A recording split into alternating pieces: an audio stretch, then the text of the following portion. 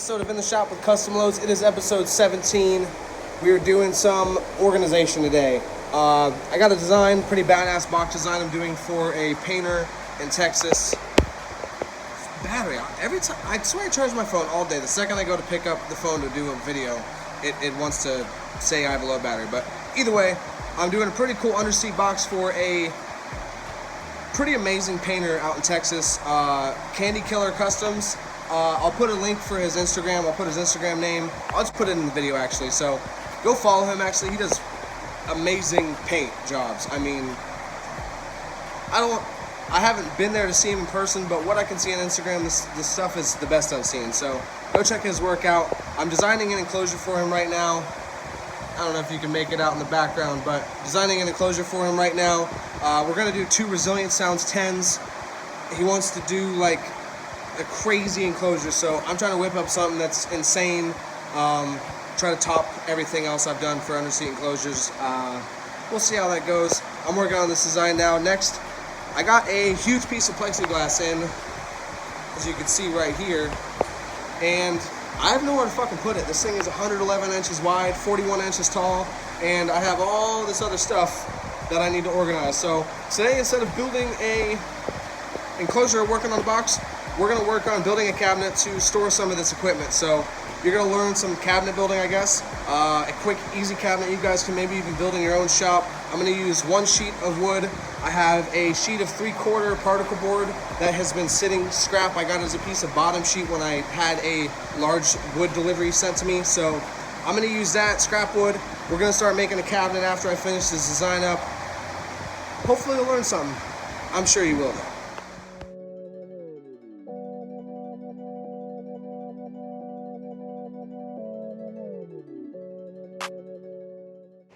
Alright, so this cabinet that I'm going to be building is going to be hanging from the wall. I'm going to be using a scrap sheet, like I said, and I got kind of lucky. This is a, I guess they'd consider it an industrial sized sheet. Either way though, it is 49.5 tall by 96.25 long. So what I'm going to do is, and this will work for 48-inch sheets too, but I'm gonna rip everything to 12 on this. So if you guys can come in contact with these sheets, or if you wanna just follow this with a 4x8 sheet cutlass, you can. I'm not gonna do like a typical design just because this is a cabinet I'm very familiar with cutting. As you see my paint cabinet back there, that's a very similar one there. So basically what you're gonna do is cut your sheet first. You're gonna rip it to 12. So with this one here being 49.5 wide, I get kind of lucky and I actually get 4 rips of 12. Normally, you're not gonna get four full rips of 12-inch. You're gonna get like 3 full 12-inch rips, and then you're gonna be left with probably like 11.75-ish. So with this being a 49.5, I get a little lucky. I get four full, man, that's a tongue twister. 4 full 12-inch rips. So I'm gonna rip those up that way, and then we're gonna cross-cut them to 48. So let's get them ripped to 12 first. Like I said, this is an easy cabinet you guys could even build for storage in your own garage or workshop or whatever. So I'm going to show you guys the whole process through. So first thing I'm going to do right now is rip it to 12 inches wide, all 4 pieces.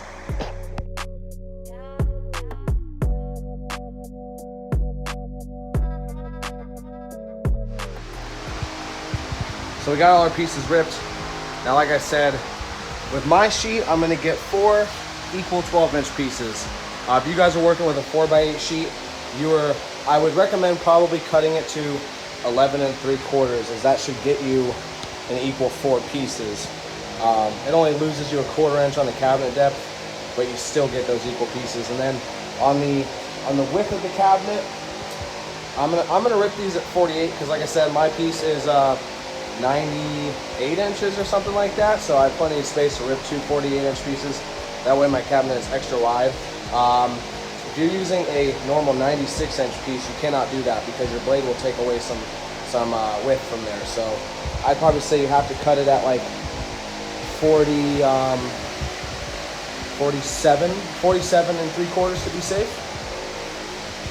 So let me get these pieces cut up real quick. I'm gonna rip them to 48. I already got my saw cut, or saw set rather. and then we'll be back to the next step. All right, so we got our pieces of 48 inches long cut, or 48-inch cross cuts cut, whatever you want to call it. They're 48 inches by 12 inches long. We got 1, 2, 3, 4, 5, 6, 7, 8 of these. I'm gonna need 2 for the sides. Gonna have a side each, a top and a bottom, and then I guess I'll have 4 shelves left. But I'm gonna be using this stuff to store equipment, so I think I'll probably go with a 3-shelf configuration, and I'm gonna use one piece to cut down so I have some cleats. So the cleats will go underneath the shelves to give them support from bowing, because with speakers, they're obviously heavy. I want to make sure this cabinet's strong, the cabinet doesn't come down, or the shelves don't start really super bowing bad. So I'll cut these up, I'll rip a few pieces to get my cleats together, and then we'll start putting the cabinet together.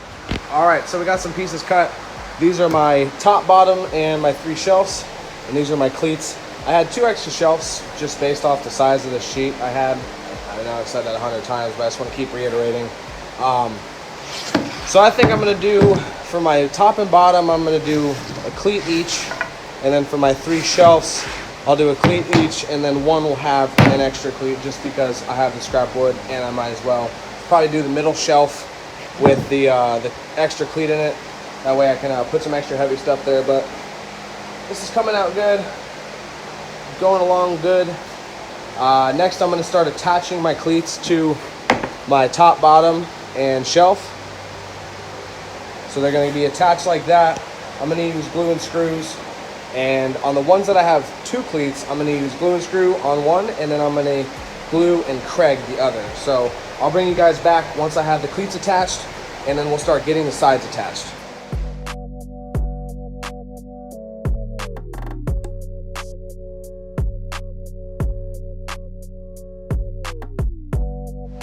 All right, we're making good progress on this cabinet here. I got the 1 shelf attached, making sure I put tons of glue, a bunch of screws.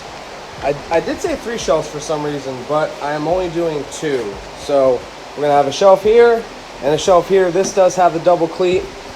I had the misfortune of breaking my Craig drill bit, so I'm not gonna put this second cleat on because I can't Craig it on. I really have no good way to attach it, so it should be okay. It's still a 3-inch cleat. I mean, that's pretty thick. It should hold a lot of weight. So I'm gonna keep moving along on this cabinet here.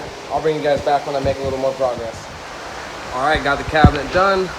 Now I gotta see if I have some Tapcons. We're gonna screw this thing to the concrete wall on the back corner there. But here it is. It is 48 inches tall, 48 inches wide, and we got 2 shelves that are centered. This one here has the double cleat. That'll be for like the extra heavy stuff. But regardless, still very strong, very sturdy cabinet. Obviously this is made out of like melamine. I wouldn't recommend doing like a bare melamine, but I had the wood here, so I didn't want to spend money if I didn't need to. So I made this quickly out of scrap wood and what I had. But I'm gonna get this, well, hopefully get this put up. I'm gonna see if I have some Tapcons. If so, we'll get this thing up there. Just as I feared, I don't have any Tapcons, so we'll have to run to Home Depot tomorrow morning and get the Tapcons we need and get this thing up. We're gonna end it for the night since we don't got that, and be back tomorrow, hang this cabinet, get these, get the stuff loaded in the cabinets, then we can actually find a place to put this giant sheet of plexi. It's 112 inches by 42 inches, 1.25 inches. Huge piece. All right, guys, that's gonna do it for the night. It's been another great episode of In the Shop with CustomLowz. I know we switched gears a little bit and built a cabinet, but I think it's been a productive episode. So that has been episode 17.